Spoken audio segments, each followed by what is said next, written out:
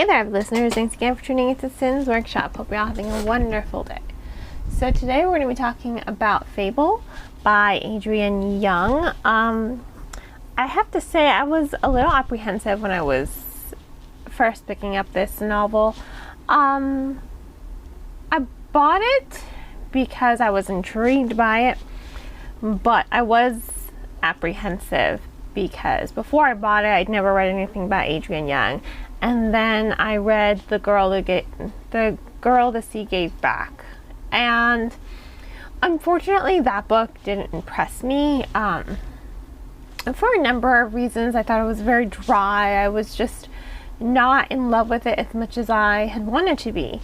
So when I picked up Fable, I was having those feelings and I'm like, oh gosh, you know, I paid a lot of money for this special edition signed version of Fable from the bookshop. So I thought, okay, you know what? Let's just read it and then we'll see. You know, if I don't like it, worst that can happen is I can just give it away, right? It turns out I really liked it.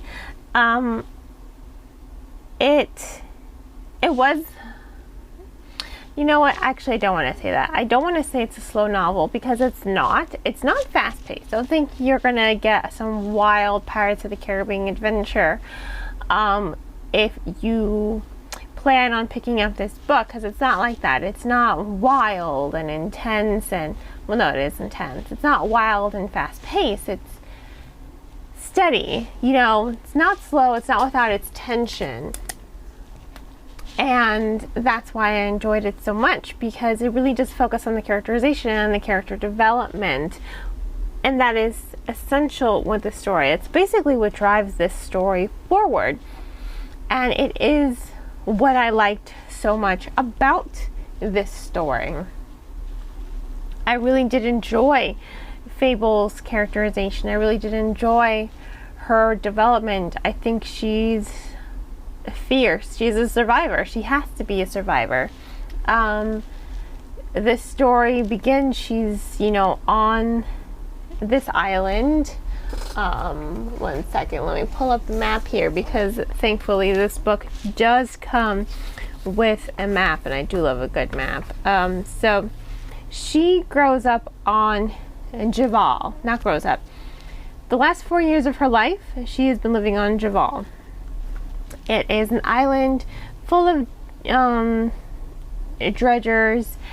She is a dredger herself. She became a dredger because she had to in order to survive. So dredgers are basically people, they dive. They're divers. They dive for treasure.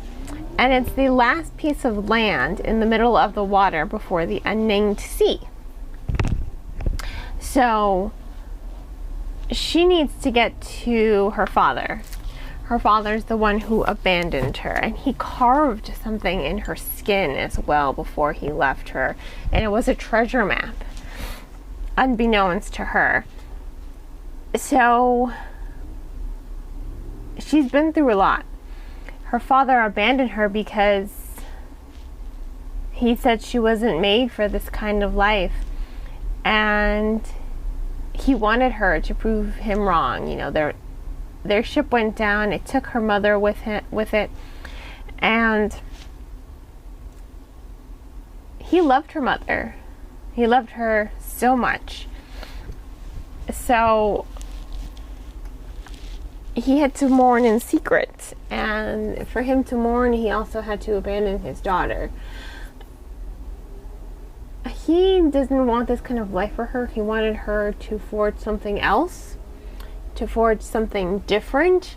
But all she's thought about these past 4 years is getting back to him and proving that he was wrong, that she was made for this kind of life.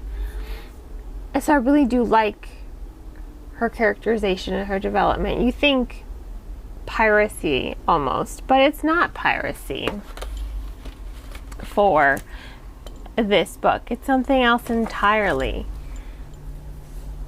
They're traders, but of course they do some piracy on the side, and I think it's really interesting because it really does reflect a lot of her personality. It is a cruel world, but that doesn't make her inhuman. I want to stress that. It's what I liked so much about Fable as a character. She understands the cruelty of the world, but she doesn't let that strip her of her humanity. She doesn't let that strip her of her conscience. And I think it's very sad, almost, but touching, that everything you love, you have to keep secret. And it just shows you what kind of world she's living in. You don't want to reveal what's precious to you, what's beautiful to you, what you love, because then it can be used against you. It can be used to hurt you. And she understands that. She's not oblivious. Again, she's not oblivious to this, to the cruelty of the world. She's just not letting it destroy her. And that's what I think is key for our characterization. That's what I think is key in driving the story forward, because you're focused on the cruelty of this world. You're focused on the character dynamics. You're focused on Fable proving to her father that he was wrong.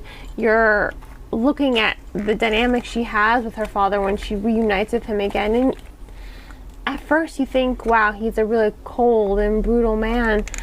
But there are so many interactions and you're just like, wow, this man isn't cruel. He was broken by the death of her mother. You know, he was broken by some of the decisions that he made. And he's a good trader, you know. He is a good trader. He is a good pirate. But it's just kind of wow. It's a wow factor of where they're coming from, how the world reflects who these characters are, and how it reflects who they're going to be in the end. And I was captivated by that. I really was. I was captivated by the characterization. I was captivated by how these characters drive the story, especially when you meet West. You don't really know what kind of man he is, West. You're still waiting to decide. Is he a good guy? Is he a bad guy? You know, he's neither, really. There are bad guys in the novel, but he is a lot like Fable, and I think that's why they connect so well with one another. He's just trying to keep his ship alive. He's just trying to find a way out, to make a future for himself. He's just trying to keep what he loves secret so that it doesn't come back to haunt him, so it doesn't come back to hurt him. Because again, this is a really cold and brutal world that these characters are in, and you get that, you understand it. There is no point in this story where you're just like, oh, you like, of our main characters, you're a bad person. They do what they need to in order to survive. Is it always pleasant? No. But again, this is not a pleasant world that they live in, these characters. So it really is a tension-driven story. It is a character-driven story, but it's not fast-paced. So don't pick this up expecting some sort of fast-paced pirate adventure. It's not that at all. It is focused on the characters. It's focused on the storytelling. And I think Young did an incredible job with her storytelling, because the story is also very atmospheric. It's lyrical at times. Whenever Fable reminisces about her mother, the language she uses,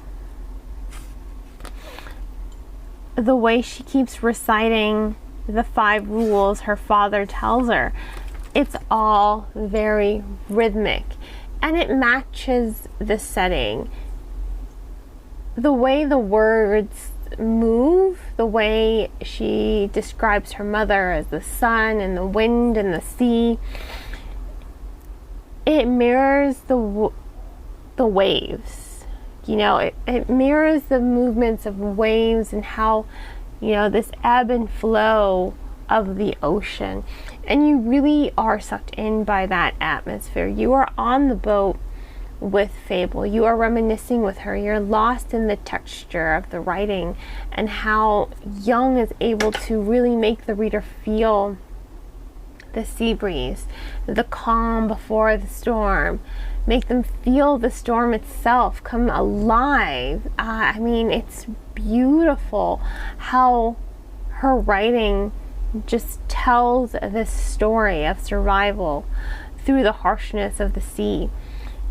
And I think that says a lot for the overall narrative. It really does set a strong tone. It really does lure the reader in, because again, I was apprehensive. I wasn't really a fan of her previous novel, or the novel, The Girl the Sea Gave Back. I was not a fan of it. It did bore me, but this one didn't bore me at all. I was very much engaged from beginning to end. I mean, that first line, "That bastard was leaving me again," that's a gripping line. You're just like, whoa, what the heck? And then it just continues, the language. "The skiff slid into the water and I ran faster, my bare feet finding their way over twisted tree roots and buried rock on the path. I tore down the slope until I reached the foam left by the retreating wave." There's so much showing. She's showing the reader exactly what this world is about. The waves crashed angrily below as the storm winds blew in, and just for a moment I'd wondered if I'd miss it. I mean, this language is so well done. Clinking together, things that clink together, bristling. I mean, I'm just going through, and on every page that I'm flipping through, there's something lyrical. There's something atmospheric about this story. And it does grip you, the reader.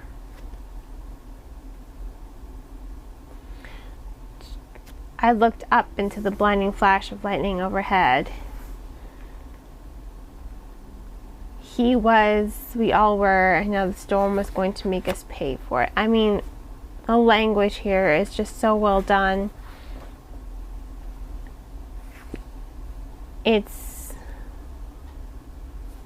beautiful, honestly. It really is a beautiful, gut-wrenching story to see how harsh this world is, and to see how these characters just kind of find happiness and love in the darkest corners that they are forced to keep secret because the world is so dangerous.